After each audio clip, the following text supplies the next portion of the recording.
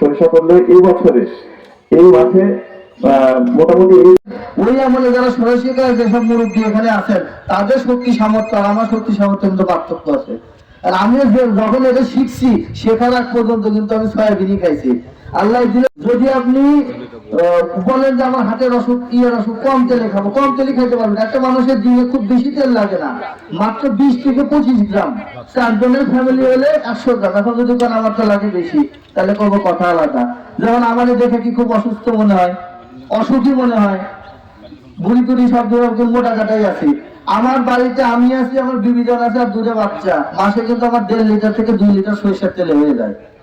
তাহলে তো কেমনি করে, তাহলে কি পানি দিয়ে রান্না করে কিনা, ওর ভিতরে রান্না করা যায়। আর মেয়েরা রান্না বাড়িতে পারে না, আমার কোনো বুদ্ধি আছে আপনাদের?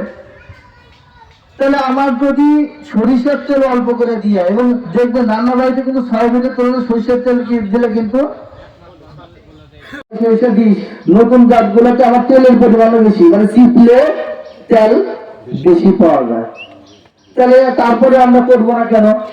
যে যখন খাওয়া শুরু করবেন তখন সরিষার তেল খুঁজবেন, হয় কিনবেন নাহলে কি করবেন, চাষ করবেন।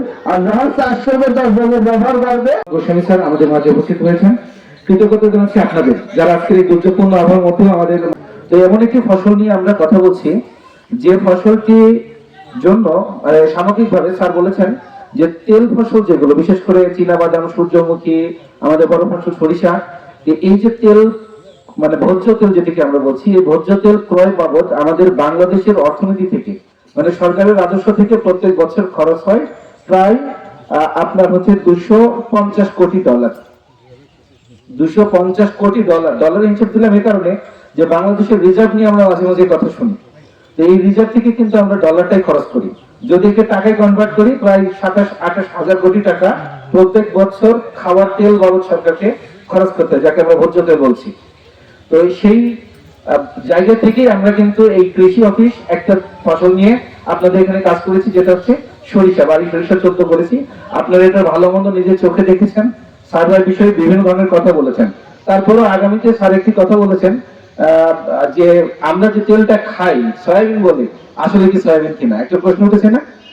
আপনারা জেনে থাকবেন যে গত সপ্তাহে সরকার একটি সিদ্ধান্ত নিয়েছে, প্রায় 1 কোটি লিটার পাম অয়েল কিনছে সরকার।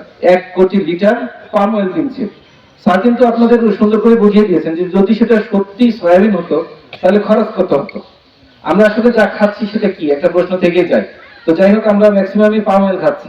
তো সেই জায়গায় দাঁড়িয়ে আজকে যদি সরিষার কথা বলি, অত্যন্ত নিরাপদ, শরীরের জন্য পুষ্টিপূর্ণ উপাদান আরো অনেক কিছুই রয়েছে।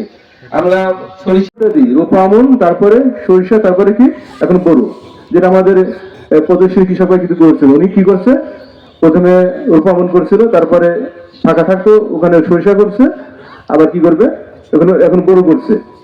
আগে ছিল 2টা ফসল, এখন কয়টা পর্যন্ত 3টা, মাঝখানে কি হচ্ছে সরিষা ঢুকছে। এরকম কিন্তু অনেক জমি করে থাকে, আপনারা দেখবেন যে অনেক জমি এরকম করে থাকে। কোনগুলো? 22-14 উচ্চফলনশীল, 22-20, 22-18, 82-11, 82-9 এবং লেটেস্ট আসছে কত 22, যেটা 20, এটা সবচেয়ে বেশি ফলনশীল এবং তেলও বেশি। তা আমরা যদি এগুলো চাষ করি তাহলে আমাদের যদি আগামীতে এই বছর যে সরিষা চাষে আগামী যদি 1 বিঘা 100 টাকা যদি জমি যদি চাষের সম্প্রসারণ না হয়, তারপরে কিন্তু আমাদের শুধু জাত চেঞ্জ করলাম, এই যে কি লোকাল জাত বা স্থানীয় থেকে আমরা কি করলাম, উচ্চ ফলনশীল জাত করলাম, তাহলে আমাদের কি সরিষার ফলন কিন্তু কি হবে, বৃদ্ধি পাবে। যেমন আমাদের এক ভাই বলছিলেন যে উনি যেটা বলছেন যে ওনার চাষ করছেন, ফলন কমেছে, আগামীতে সে কত করবে, 22-14 করবে। ঠিক আছে, তাহলে কি হবে, আমার সরিষা আবার কিন্তু বৃদ্ধি হবে। আমরা আর একটা কিভাবে করতে পারি, আমাদের যে সকল জমিতে বলছিলাম প্রথমে যে